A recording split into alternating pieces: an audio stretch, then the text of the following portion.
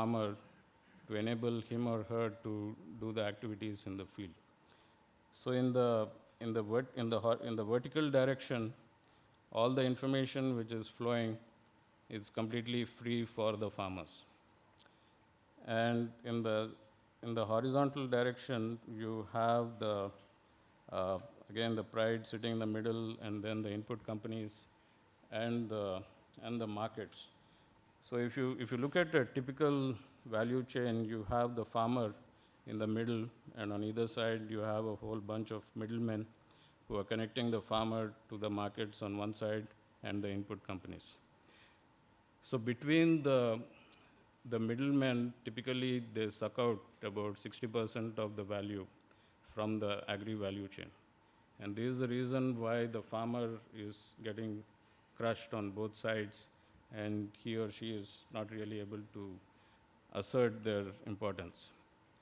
Now, by putting the pride in the middle, you're getting rid of the middlemen, and whatever value has been sucked out is put back into the value chain. Now, a part of this value, or the majority of this value, is flowed back to the farmers in the form of dividends, in the form of better prices, so that their standard of living goes up. And a part of that is used by the pride for taking care of its operations, because it has its own expenses in terms of a full-time CEO, and then people in the field and so on.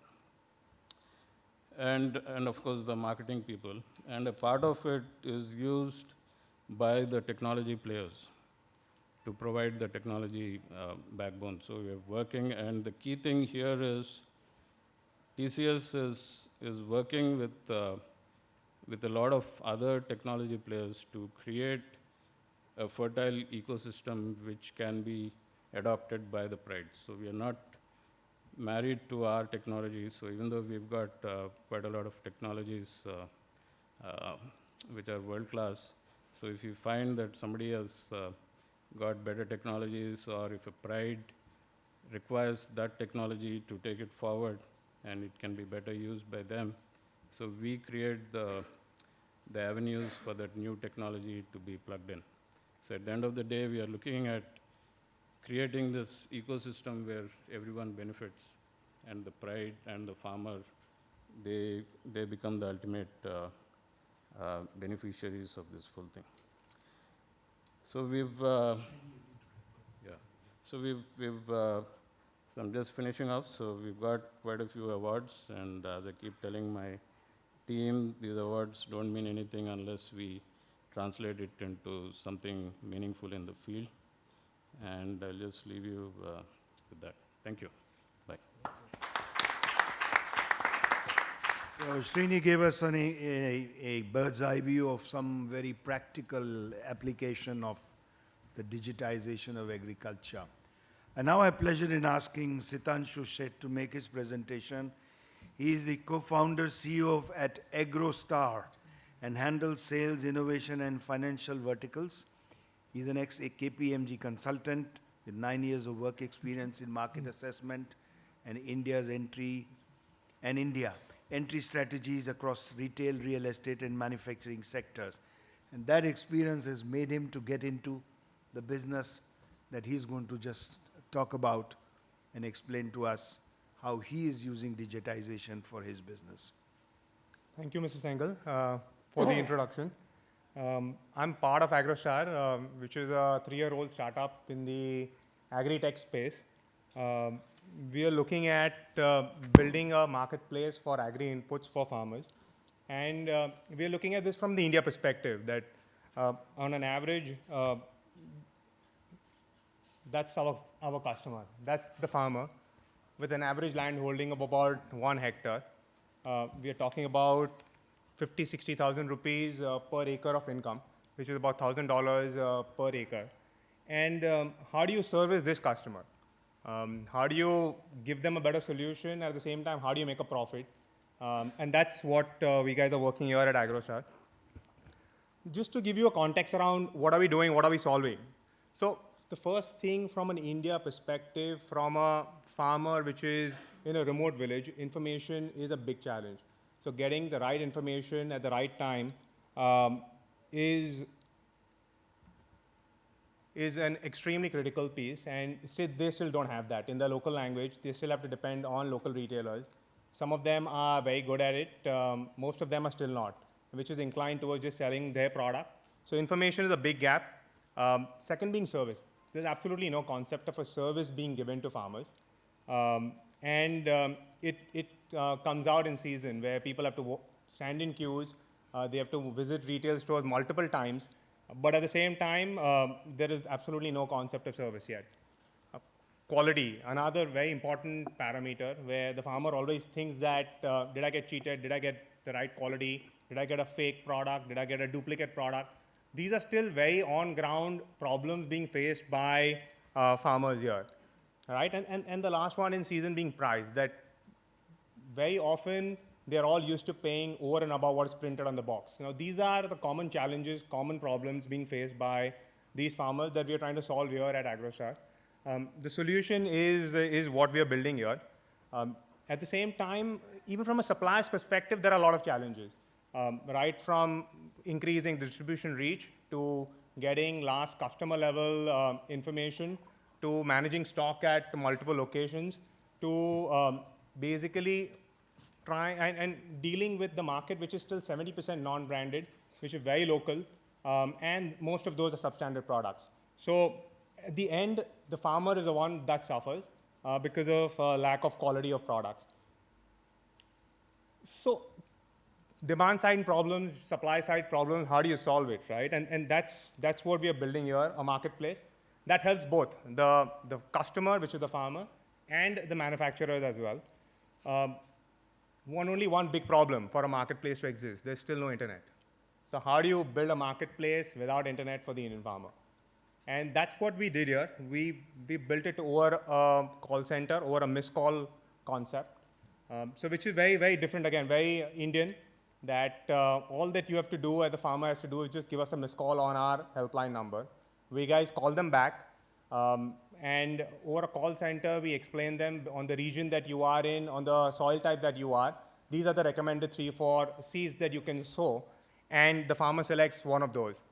After the order is taken, then it's like any other e-commerce company where the order is pick, pack, ship from our warehouse. We've tied up with India Post, which does the last mile delivery. And the farmer gets the product in his remote village, pays in cash, and we get the money back. So that's the overall model that we've developed. We've been doing this for the last 3 years now, and the farmers are loving it. It's working, and it's solving an Indian problem. So just a quick summary of what we guys are doing and the growth so far. We've got about 2.5 million missed calls on our platform since the time we started. We've got 1,70,000, that's 170,000 customers that are transacting with us. We've sold over 3 lakh packets of seeds from us. We are present in 3 states till now. The most important, and I had this chat with Mr. Sehgal also earlier, where are other companies, other brands tying up with you? Are you seeing conflicts there? And luckily, 150 brands, most of the larger brands are tied up with us, and we are distributors for them. We're currently doing about 1,000 orders a day. We've totally shipped 350,000 orders. And overall, the story is also changing from a missed call platform to an app, wherein till now in the beta version, we've got about 50,000 downloads for our app done till now. Some of the more interesting ones, earlier customers that have been around for 3 years, we have sold over 4 lakh rupees of products just over a phone. They've not seen us, we've not seen them, but the trust that we've built has helped us reach here. So very important point from a, again, India perspective, rural perspective, what have we learned from our farmers and our customers? So the first thing is very important to understand what does the farmer want, what are their pain points, what are their challenges, and then developing a solution. Not just taking global products and putting them onto the Indian customer. And that's where we think that we change buyer behavior by making sales over a missed call. People have not heard of that. Farmers have not done that. But the experience is so seamless that all that you have to do is just give a missed call from wherever you are. and the company will call you back.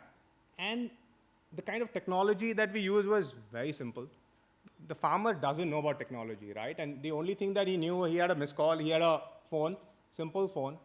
They started perceiving our technology that, okay, you give a missed call and the company sends an instant SMS. Now that's cool, they've not seen that before.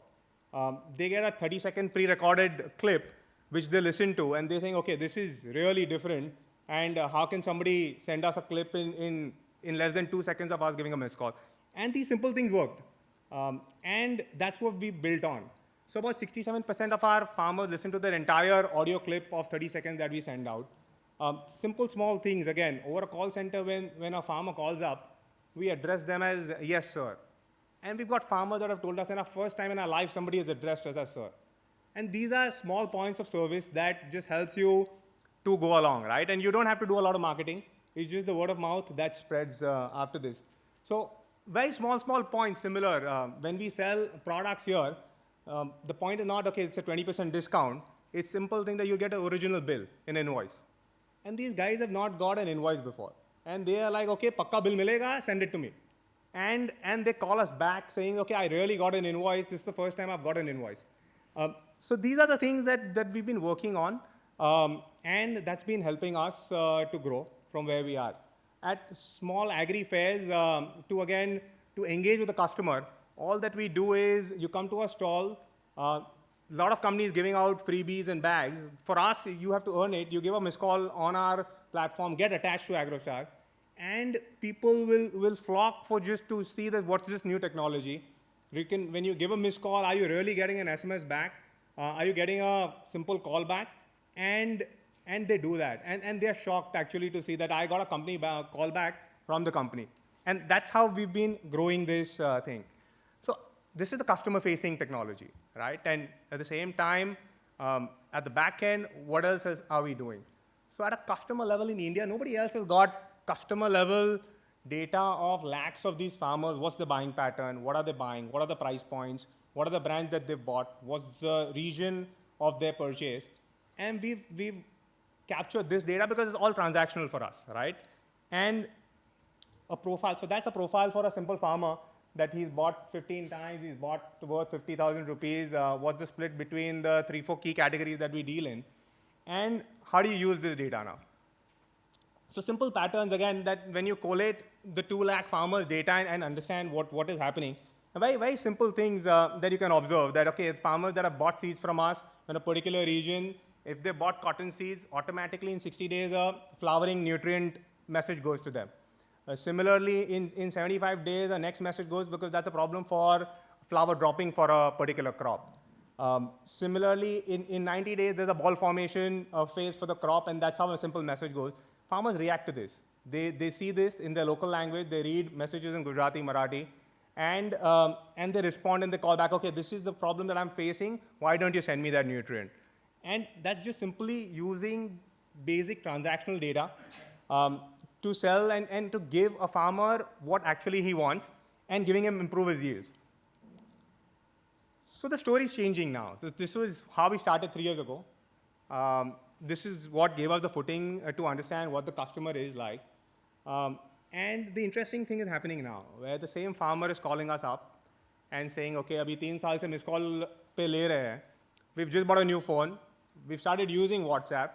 Why don't you make something like a WhatsApp for farmers? They don't know it's called an app. They don't know what they want. But all they want is make something like a WhatsApp for farmers. So that kept us thinking that, okay, maybe it's a little ahead of the market, but let's make something that's interesting. And that's how we started building on our app. So again, very early days, beta for us, we got 50,000 downloads. But what we did was we took a lot of our learnings from the call center and doing this business for the last 3 years onto the app. So we know that the farmer doesn't want to read. We made it more pictorial, made it as relevant as possible for them. So if a farmer is doing tomatoes or is doing cotton, will go click on that to understand, okay, because that's what he relates to. And that's the first thing on the call center. He says that, okay, I am a cotton farmer or I am a tomato farmer, right? And we gave the same experience here. Also from a call center data, what we saw was that in season, you always have got these 80%, 90% of the calls that can be solved, or problems can be solved in just top 5 agronomy problems. So we brought that information onto an app pictorially and say, okay, if you're a cotton farmer, we know very likely you're going to have pink bollworm or you're going to have sucking pest. And we gave those pictures there. So again, for them to again correlate, "Arey, हाँ, यही हुआ है मेरे farm में." And they would click on that, right? And that would then lead to a solution that these are the 4 or 5 products that you should use. And this feature is what's helping them take on to an app, understand the problem. So it's a solution that we are providing here. And farmers are correlating to it. Interestingly, at the back end, what's happening is we are generating tons of data. So because of browser history, we started understanding and getting a lot of data that what are farmers connecting on, what are they clicking on, what are they spending more time on, and finally, what are they buying also, right? And that's still, again, early days for us, but this data is, again, being used back, using machine learning, using AI, to give them, again, more specific, more recommended products. That's what we are working on currently. But using technology for farmers, this is a live example of how we're doing it in India. Right, so to just overall conclude, this is a customer which is very different. Which farmer would invite you for their family's wedding, right? And which customer around the world is going to invite you in a family wedding? And we are dealing with a customer that actually does that. They send you letters. If you give them something which is right, you win that customer forever.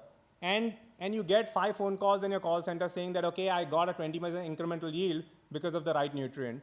And because of that, do Diwali ho gaya ye saal, thank you very much. And they remember that they spread the word of mouth. And that's priceless, right? And that's what keeps us going here at AgroStar. Early days again, but a lot of opportunities. The market is right. It's getting digitized at a much faster pace than what you and I think sitting here in a city. The market is ready. I think we need right products for the Indian farmer, and that's what we are working here at AgroStar. Thank you. Thank you very much, Sitanshu. That's a very interesting, practical, on-the-ground experience, worth emulating in certain parts. I think we've had a very interesting presentation from some very knowledgeable people out here. And to be honest, we are 5 minutes behind the schedule post the Q&As.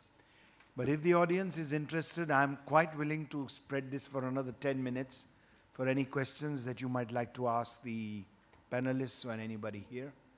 Or would you like me to close the session? I leave it to the audience here to decide. We are a very argumentative democracy, so I don't want to rule this out. So if there are questions, raise your hands. We can raise them, or we can close the session. Can I give it 10 seconds? Or they have rendered you speechless? No questions? Okay, please. Identify yourself and your name, and a very quick, solid question. Good afternoon, everyone. I'm Govind Gupta from EM3 Agri Services.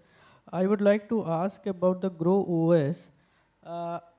What are the exact, ground level offering from Grow OS? Is there any hardware support specifically for farmers? So the question was, what is the API offering? Not the API. Of course, API is one part, which is for B2B communication. But specifically for farmers, what is the hardware that they need to purchase or they need to install, and how does it really work? So I will just give a brief answer with an example. The platform that we built, Grow OS, is fully hardware agnostic. It's like an operating system for equipment. One of the companies we collaborate with in Israel is an irrigation control system that manufactured to Netafim and other irrigation companies.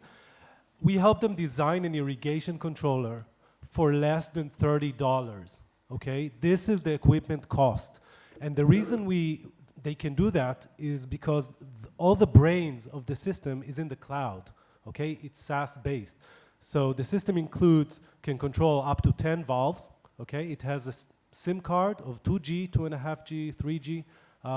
With mobile connectivity, and the entire operation is coming from the cloud, okay? From irrigation models that are hosted on our platform.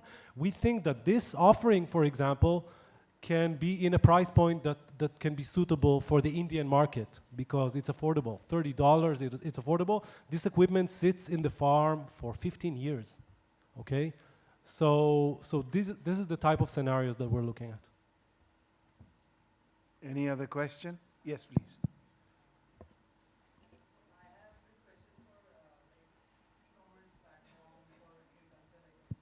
Am I audible? Okay. So my question is for e-commerce kind of platforms for agriculture. So the problem is when we work with the farmers, sometimes they say that we have a problem in, let's say the crop is tomato and they are having problems of early blight, late blight, right? You haven't identified yourself, young man. I'm Ashutosh. We run a small agri-tech company. It's called AgroNext. We have an office in Chandigarh. So we work closely with farmers. So sometimes farmers come to us and they say we have a problem of early blight, late blight, and then when we propose a solution that we can have an agri-commerce like platform for you, then they say like, what will I do with that? You know, I need a solution within 3 or 4 hours. If I don't spray anything, any fungicide, 30% of my crop is gone just then. So I cannot wait for a delivery, like even if it's 24 hours. So what is a possible solution for that? We are talking about technology. So what can be a next step from us? That's it. So I'll take that. Very honestly, when we are figuring out that, it's not an easy solution. I think what we've done is you start with the easy product, right? You start with nutrients, you start with seeds that they don't mind even if it gets delayed or it takes 2 days, 3 days, 4 days to deliver. Once you win their trust, I think that's when you get onto a more critical products which are very rigid on time. And they will start making them order a little bit in advance. That's one solution overall. But the key is to give them the right solution, and the way we started off was by giving them the right solution and saying, okay, if you can't wait for 4 days, you go to the market and buy it, but you should use this product for this thing, and that's how we want trust to start with. Hi, good evening. My name is Aniket from Crop and Technology, Bangalore. My question is to Mr. Srinivas. He mentioned about Pride, so I just wanted to understand what has been the penetration or the success ratio for the project Pride, number one. And number two, what are the efforts being made for farmer adoption to this particular project? Okay, in terms of the first part, so far we have penetrated to about 150 prides. So some of the prides we have started from scratch, and it's mainly as a learning exercise so that we understand better the mechanism of how things are done. And with that learning, what we have done is we are leveraging on the government initiative for creating the FPOs. So we are working with entities like NABARD and various other governmental and quasi-governmental organizations, where their charter is to create these FPOs. Now, what the government hasn't really thought about is, so till the formation of the FPOs, they've put in a lot of effort. But what do the farmers do after the FPOs have been created? In the sense that NABARD is giving some subsidies for forming the FPOs. But they cannot keep pumping in the subsidies forever. So there needs to be something done to the formed FPOs so that they can become self-sustaining. And that's where we get into the picture. So we, based on the learnings which we have got from the prides which we have created, we are taking those best known methods and converting it into the technology and pumping into these, injecting into the existing FPOs. So so just to give you a perspective, so there are about over 2,000 FPOs right now in India, and it's expected that it will cross 6,000 pretty soon. So as I said, we are just getting started, so we are barely at 150 right now. So I think with that, I'd like to close this session. I must express my deep felt gratitude for the participants, particularly those who have traveled from long distances and shared their thoughts, shared their ideas, shared their experiences, I think there is a lot of learning here. We, sitting on the other side and on this side, need to see how we can collaborate to improve upon the agriculture situation in India. At the end, I would like to very much acknowledge the untiring efforts of my friend Gary, who is waiting at the door to exit the first.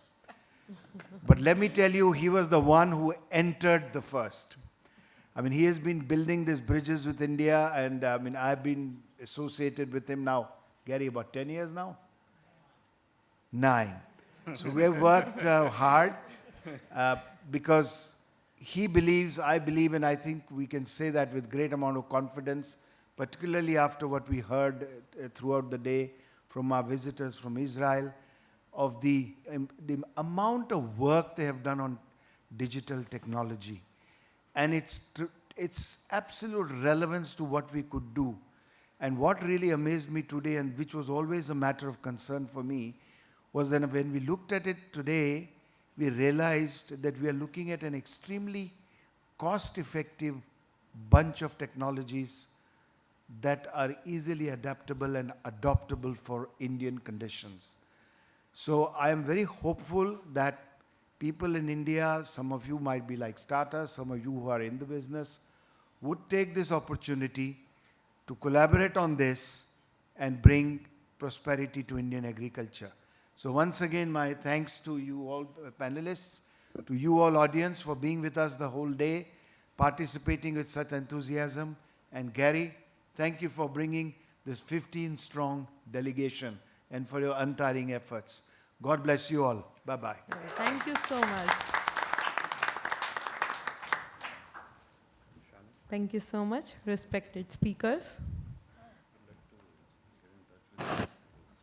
Okay, so ladies and gentlemen, let's unfold the next topic, which is building capabilities for new technologies in agriculture.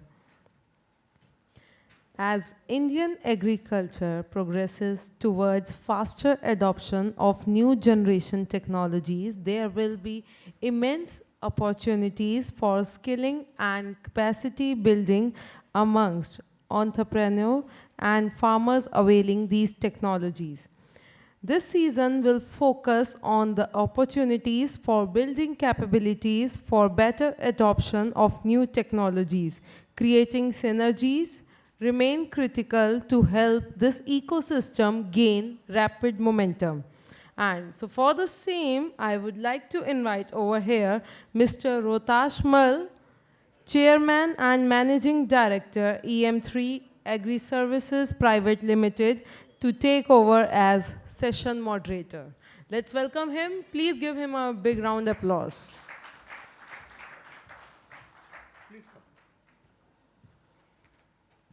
I'm really being put to work today. I'm not used to so much work in one day. May I share some good news with you while everybody is setting up? But you'll have to stand up for a minute or so. I mean, for nothing else except the good news. Okay, well, I have some bad news as well. The good news is India leads by 200 runs. Yeah, and the bad news is we've lost 3 wickets already. Okay, I just thought we'd get some oxygen as well. Do settle down, please. Yeah, I'll start from here. Let's begin. Oh, please, why don't you?